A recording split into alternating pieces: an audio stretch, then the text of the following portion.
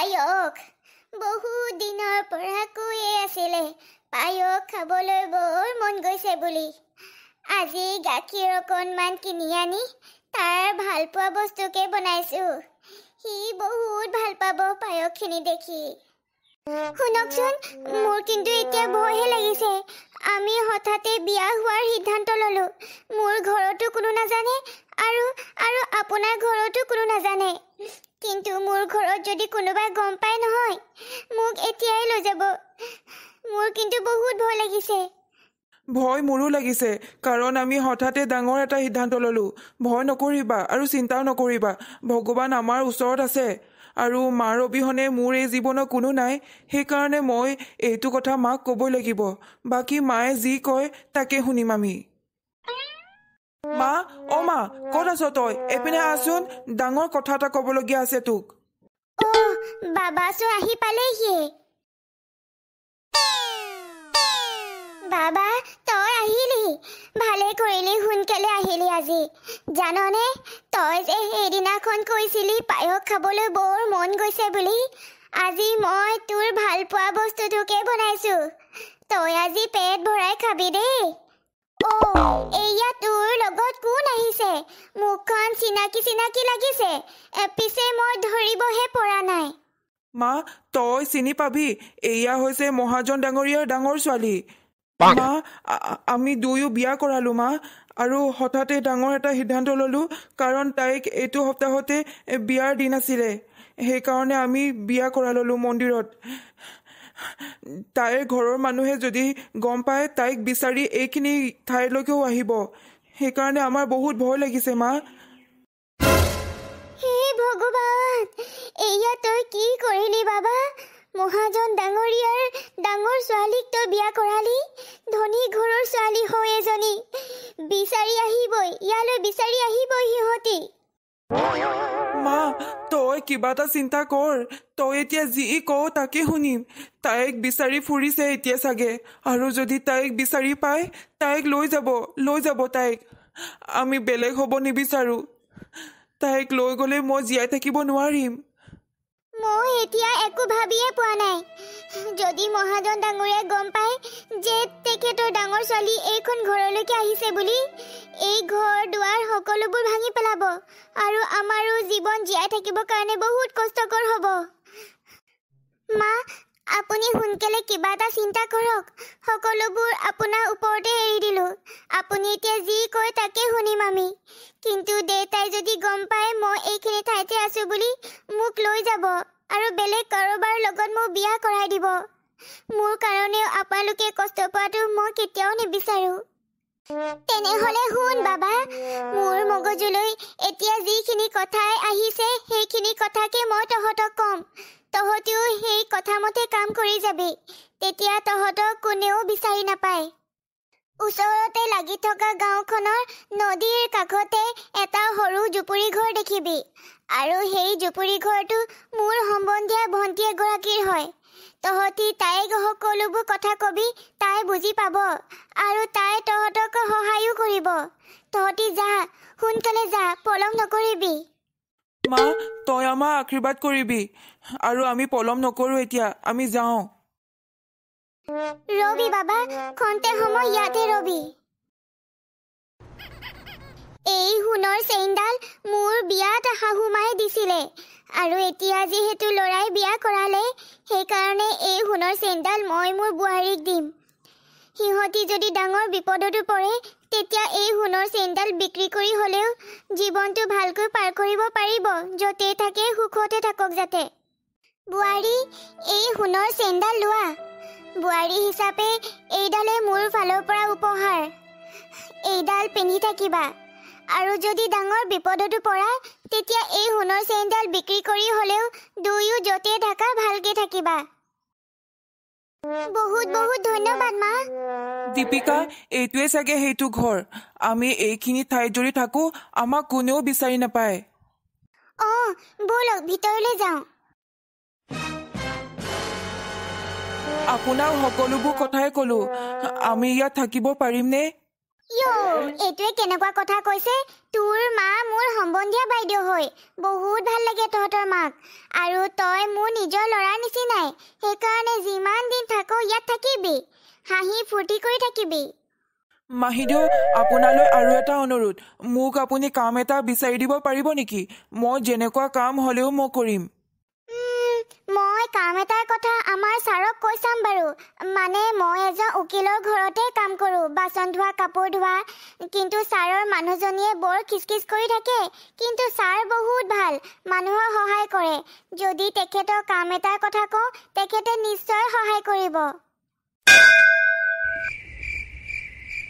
ভালে ভালে ক তোৰ ল'ৰাই মোৰ ছোৱালীক ক'ত থৈ দিছে যদি নকওঁ তেতিয়াহ'লে কিন্তু কথা বেয়া হ'ব মই একো নাজানো মোৰ ল'ৰা ঘৰলৈকে অহা নাই সি বিয়া পাতিলে নে ক'ত আছে সেই বিষয়ে মই একো নাজানো যদি গম পাওঁ মই নিশ্চয় আপোনাক জনাম ঠিক আছে বাৰু যদি তোৰ ল'ৰাই মোৰ ছোৱালীক বিয়া পতা নাই তেতিয়াহ'লে তহঁতৰ একো চিন্তা কৰিবলগীয়া নাই কিন্তু যদি তোৰ ল'ৰাই মোৰ ছোৱালীক বিয়া কৰাইছে তেতিয়াহ'লে তালি টোপোলা বান্ধিবলৈ এতিয়াই আৰম্ভ কৰি থৈ দিবি কাৰণ এইখন গাঁৱত তহঁতক আমি আৰু ৰাখিব নোৱাৰো উলিয়াই দিব লাগিব তহঁতক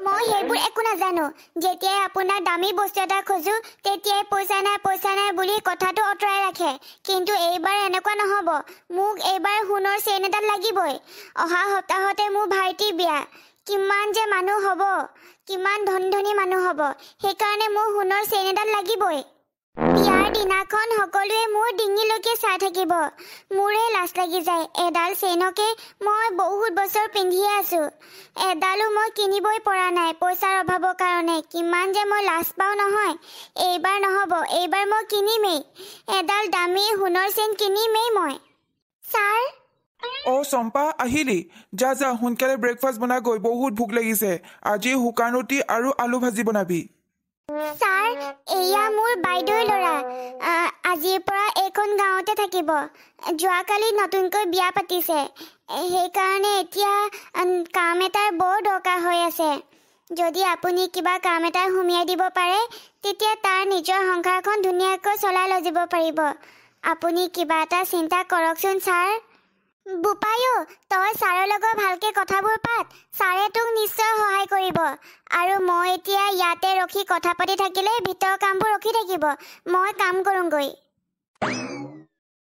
ছাৰ আপোনাৰ কথা মাহিদেউৰ মুখত বৰকৈ শুনিছোঁ আপুনি বোলে সকলোকে সহায় কৰে মোকো আপুনি সহায় কৰক মোক কাম এটা দিলেই হ'ব মই যেনেকুৱা ধৰণৰ কাম হ'লেও মই কৰিব পাৰিম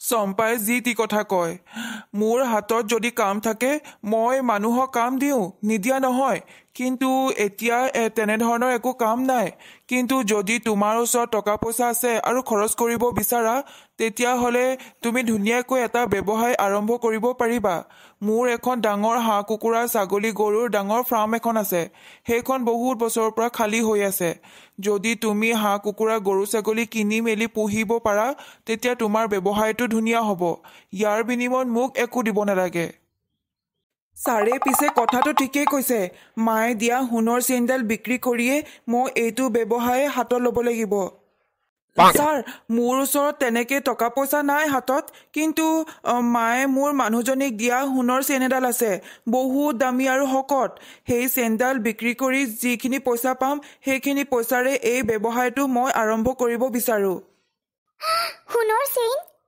ঠিক আছে বাৰু অহাকালি ৰাতিপুৱাই সোণৰ চেইনডাল লৈ আনিবা সোণাৰীৰ ওচৰত গৈ সেইডাল বিক্ৰী কৰি যিখিনি পইচা পাবা সেইখিনি পইচাৰে নতুন এটা ব্যৱসায় আৰম্ভ কৰিব পাৰিবা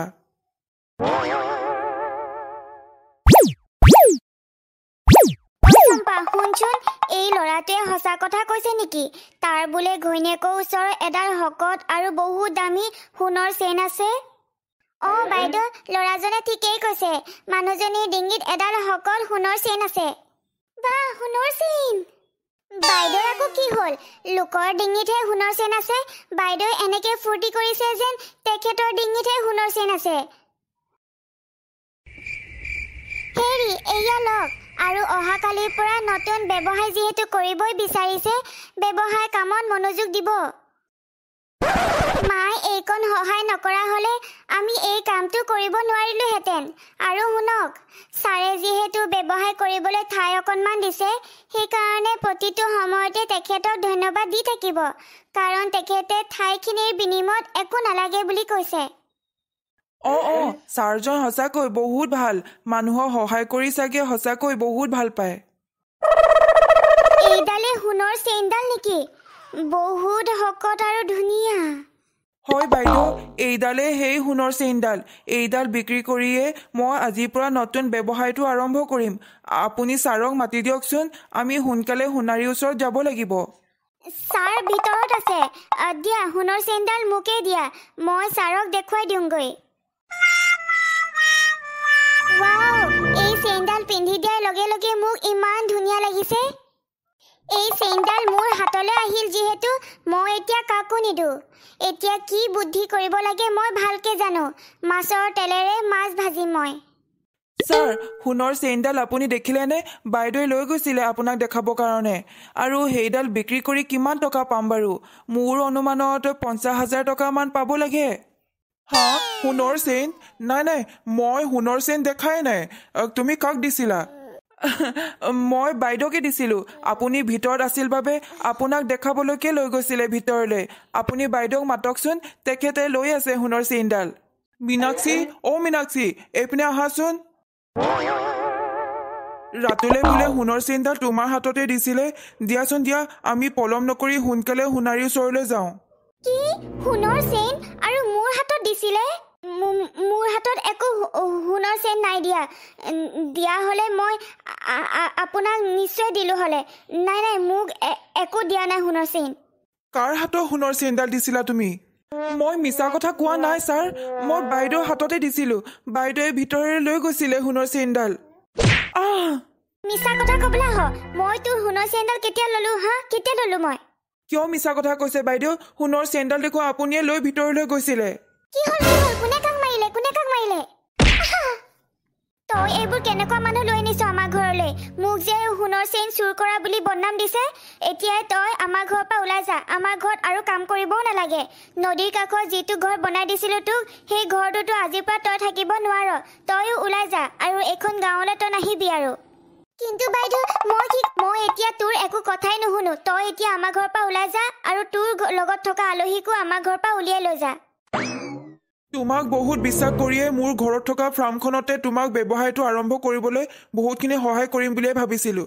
কিন্তু তুমি মোৰ মানুহজনীকে চুৰ বদনাম দিলা। বেয়া পালোঁ মই। মাহীদেউ, মই মিছা কথা কোৱা নাই। মই মোক জন্ম দিয়া মাৰ শপতে খাইছোঁ। মোৰ সোণৰ চেইনডাল বাইদেৱে লৈ ভিতৰলৈ গৈছিলে, সেইটো কথাকে ক'লোঁ। কিন্তু তেখেতে মই সোণৰ চেইন নাই লোৱা বুলি মোক মিছা কথা ক'লে। বুজিছো, মই সকলোবোৰ বুজিছো। টকাৰ লোভ দুখীয়া মানুহতকৈ ধনী ঘৰ মানুহে কৰে বেছিকৈ। বৈ, আমি এইখন গাঁও এৰি বেলেগ এখন গাঁৱলৈ যাওঁগৈ। হেৰি, আৰু কিমান দূৰ যাব? মোৰ কিন্তু বহুত ভৰি বিষাইছে, আৰু গধূলি হৈ আহিছে যিহেতু ঠাণ্ডাও লাগিছে। আমি লগত একো বস্তুৱে নানিলোঁ, বহুত ঠাণ্ডা লাগিছে। বোৱাৰীজনী দেখোন ভৰিও বিষাইছে আৰু ঠাণ্ডাও লাগিছে। এতিয়া তেনেহ'লে আমি আৰু আগবাঢ়ি নাযাওঁ। ইয়াতে এইখন হাবিৰ মাজতে আজি ৰাতিটো যেনে তেনে কটাই দিওঁ।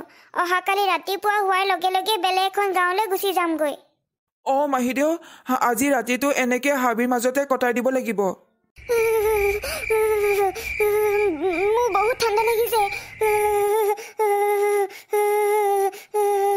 বোপাই, এনেকে চাই থাকিলে নহ'ব। ইমান বতাহ মাৰিছে, বোৱাৰী আৰুহে গা বেয়া হ'ব। ওচৰতে ক'ৰবাত ঘৰ আছে নেকি চাগৈ যাচোন। যেন তেনে ঘৰৰ ভিতৰতে আমি থাকিব লাগিব, নহ'লে বাহিৰত থাকিলে বোৱাৰী বহুত গা বেয়া হ'ব। যাচোন, যা চাগৈ। মই চাওঁ ওচৰতে ক'ৰবাত ঘৰ আছে নেকি।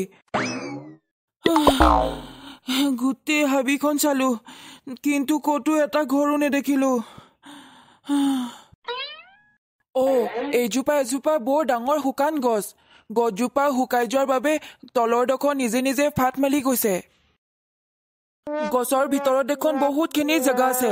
এইখিনি ঠাইতে দেখোন আমি থাকিব পাৰোঁ।